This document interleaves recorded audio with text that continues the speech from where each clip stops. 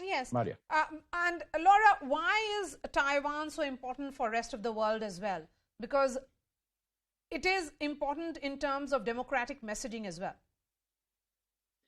Well, Taiwan is very important not only because of democratic messaging. It's a very economic, yes. a big economic epicenter of this world. Obviously, very important also for the chips it manages to produce. It has the biggest center in the world, so we are all dependent also from what Taiwan offers to the rest of the world. But in terms of from an activist point of view, from a human rights point of view, from a rule of law point of view, it is clear that Taiwan represents a bit the bulwark, a symbol yes. of, you know, what could be a free China. And I think that is something that obviously the Chinese Communist Party is so afraid of. It shows that this narrative, this propaganda they're trying to feed to the world of, you know, an alternative kind of democracy, the model, the Chinese model, socialist model with Chinese characteristics, that they are trying to present to the world, to other countries as an alternative to what are the international rules, to what is the international understanding and agreement on what human rights and democracy are. Taiwan shows that there is an alternative to that CCP narrative. So I think that's something that in ideological terms, they're very afraid of. And, you know, after what happened, and again, it's only 2 years ago that we saw, let's say, the full takeover of Hong Kong by the CCP, again, against the international agreements that they had signed. Obviously, when they passed the national security law, or better said, they imposed the national security law on Hong Kong. I think it is the fear of many activists, politicians, researchers, observers around the world that something similar might happen to Taiwan, especially as we see these kind of CCP tactics of trying to, you know, stifle people into silence by threatening them, harassing them, as we see this spreading around the world in growing efforts of transnational repression. So Taiwan really signifies a lot, not only in very direct economic terms as a very important center, right. but also as a symbol of what may happen to the rest of the world, to other nations, to people around the world, if we let the CCP win this one as well. And I want to pay attention to my words. When I say win, I'm not talking obviously of a direct war with China, which is something we all hope to avoid. But I think at this point, it's very clear that that will depend only on the Chinese Communist Party. So I think we need to do all we can to keep talking to them, to de-escalate. At the same time, we cannot compromise on those fundamental values. We cannot compromise on the promise and on the lives. Let me bring in Dr. Chung Lai again. And Dr. Chung Lai, are the Taiwanese people worried?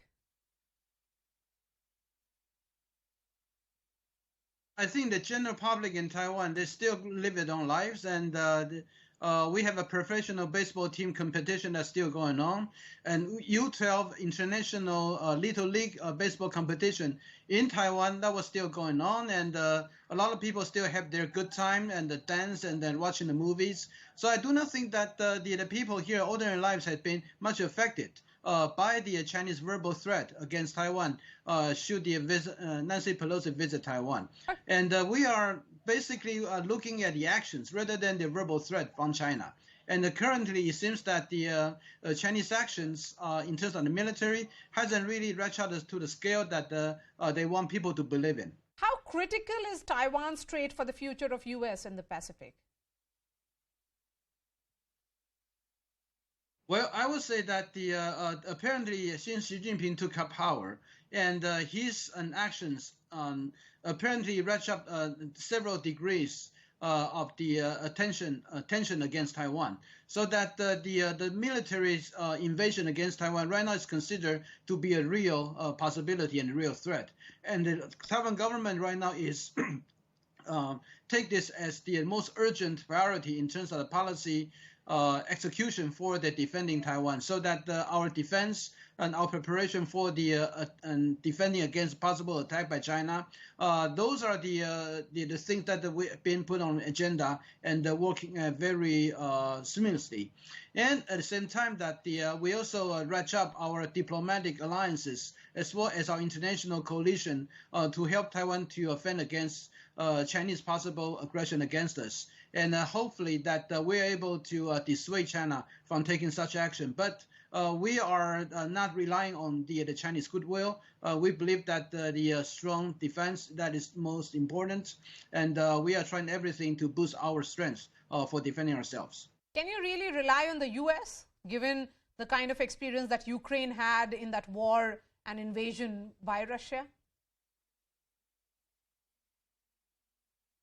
Well, I think that although that some people look at what's happening in Ukraine and the Russians' possible nuclear threat successfully repel the NATO's more intense military involvement in the Ukraine defense as the evidence that possibly Taiwan cannot rely on the United States should China attack Taiwan. And but right now what we see is actually the intensification of the U.S.-Taiwan security cooperation in terms of the military training and the military delegation from the United States to Taiwan and the assessment regarding Taiwan's defense. That has been going on. And recently, the strongest debate between U.S. and Taiwan is actually about the defense strategy and what's the best way to defend Taiwan. So that the intensification of discussion between the United States and Taiwan in this area also means that the U.S. is very serious about how to help Taiwan to defend itself. So that I personally do not think that we have this kind of worry that Taiwan will be abandoned by the United States should China attack Taiwan. All right. Thank you so much for joining us, Dr. Chung Lai, Laura Harth, Andrew Leung, and Ashok Sajanhar. Shifting